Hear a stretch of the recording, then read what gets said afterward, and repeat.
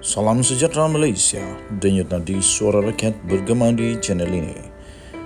Jangan lupa tekan butang subscribe, like dan share. Malaysia kita punya, cintai Malaysiaku, kita jaga kita.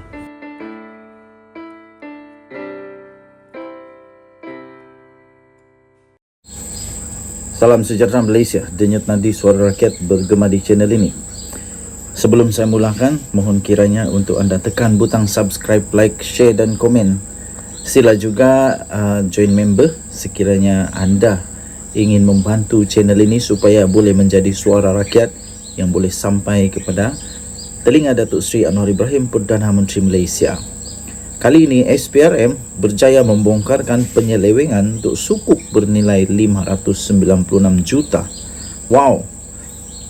Jana wibawa belum selesai, kali ini sukuk pula dibongkar. 596 juta telah diseleweng oleh mereka yang tidak bertanggungjawab. 3 orang daripada 4 orang individu telah pun direman oleh SPRM susulan kerana penyelewengan sukuk lebih 500 juta ringgit Malaysia. 4 individu disahkan telah pun ditahan susulan daripada penyelewengan dalam perjanjian sukuk bernilai 596 juta bagi melaksanakan projek yang berkaitan dengan pendaftaran, pengambilan dan penyimpanan biometrik pekerja asing di sebuah kementerian. Kesemua lelaki yang berusia di antara 40 tahun sehingga 55 tahun itu telah ditahan pada lewat petang semalam di Ibu Pejabat SPRM Putrajaya. 3 daripada mereka direman selama 3 hari bermula pada hari ini, iaitu kemarin, sehingga 17 hari bulan Mac selepas Magistrate iaitu Irza Zulaika Rohanuddin membenarkan permohonan reman oleh pihak SPRM. Sementara seorang lagi suspek telah dilepaskan dengan jaminan SPRM.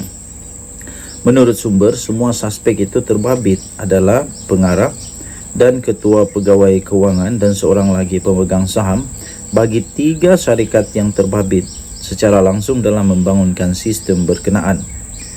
Kata kenyataan itu, sukuk itu telah diuruskan oleh sebuah bank tempatan bagi membiayai projek yang berkaitan dan semua perbelanjaan dan hasil projek berkenaan perlu dimasukkan ke dalam satu akaun khas yang telah ditetapkan. Namun, apa yang terjadi ialah akaun khas ini kemudiannya telah ditukarkan kepada akaun lain yang dipercayai sengaja diwujudkan pada tahun 2022 yang disyaki bagi mengelakkan daripada pembayaran semua prinsipal dan keuntungan kepada pemegang sukuk, katanya.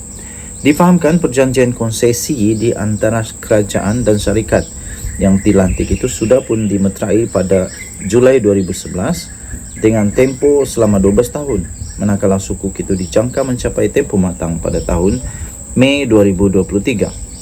Tindakan membenarkan syarikat terbabit untuk mewujudkan satu lagi akaun lain akan menyebabkan kerugian berjuta-juta ringgit Malaysia terhadap pemegang sukuk.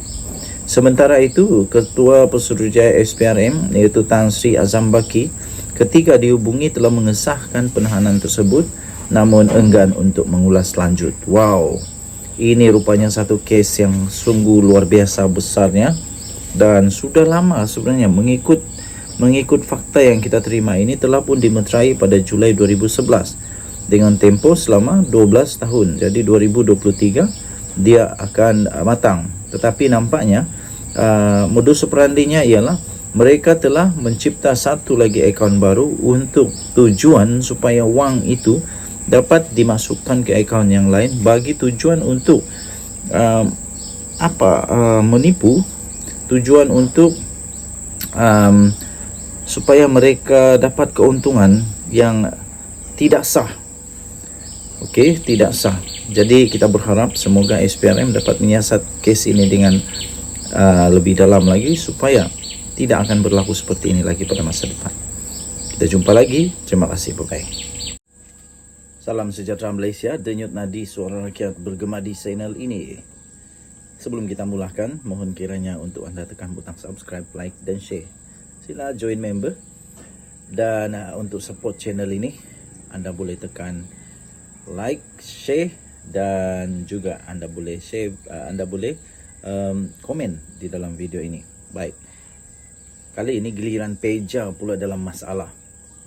Disahkan, laporan polis telah dibuat ke atas Peja, dan ini pasti akan membuatkan Peja tak senang duduk.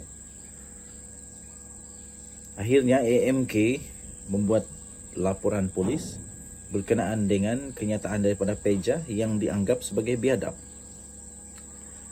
Angkatan Muda Keadilan atau AMK Negeri Perak disahkan telah pun membuat laporan polis terhadap Datuk Seri Ahmad Faizal Azumu susulan ucapannya dalam Perhimpunan Agung Parti Pribumi Bersatu Malaysia Bersatu pada Ahad yang lalu yang disifatkan sebagai biadab. Ketua AMK Negeri Perak iaitu Zaim Sidki Zulkifli berkata, kenyataan daripada Timbalan Presiden Bersatu itu adalah sangat angkuh dan satu tindakan khianat.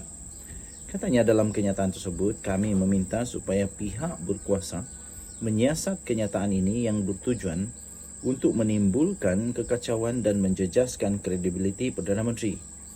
Tambahnya, kenyataan yang dibuat itu menunjukkan beliau sudah ketandusan idea dan hanya berniat jahat untuk menimbulkan kekacauan demi meraih laba politik, katanya lagi.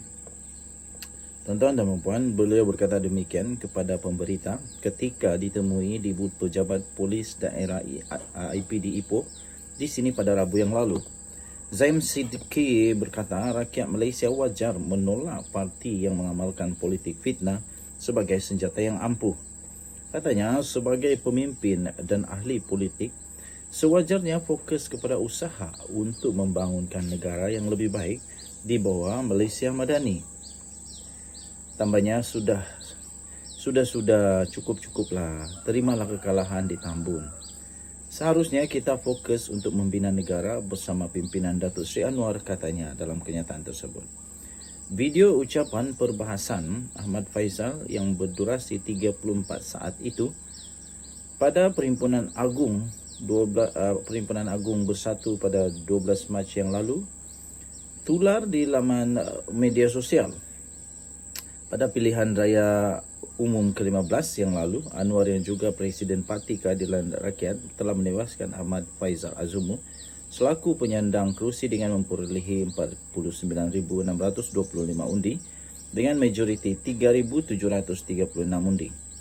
Timbalan Presiden Parti Pribumi Bersatu Malaysia itu iaitu Datuk Seri Ahmad Faizal Azumu menyerahkan kepada polis menjalankan siasatan terhadap laporan yang dibuat oleh Angkatan Muda Keadilan Perak itu. Beliau berkata, tiada yang perlu diulas mengenai dakwaan sayap Parti Keadilan Rakyat itu yang menyatakan ucapannya dalam Perhimpunan Agung Bersatu pada Ahad lalu sebagai biadab dan berunsur fitnah. Katanya, teman saya tak nak komen. Biarlah polis siasat laporan demo, katanya dalam satu pesanan ringkas kepada pemberita pada Rabu. Video ucapan perbahasan Ahmad Faizal berdurasi 34 saat pada Perhimpunan 12 Mac yang lalu telah tular di laman sosial. Susulan itu, AMK Perak telah membuat laporan polis untuk meminta pihak berkuasa menyiasat kenyataan berkenaan yang disifatkan bertujuan untuk menimbulkan kekacauan dan menjejaskan kredibiliti Perdana Menteri Datuk Seri Anwar Ibrahim. Denyut nadi Suara Rakyat bergema di channel ini. Jangan lupa tekan butang subscribe, like dan share. Bye-bye.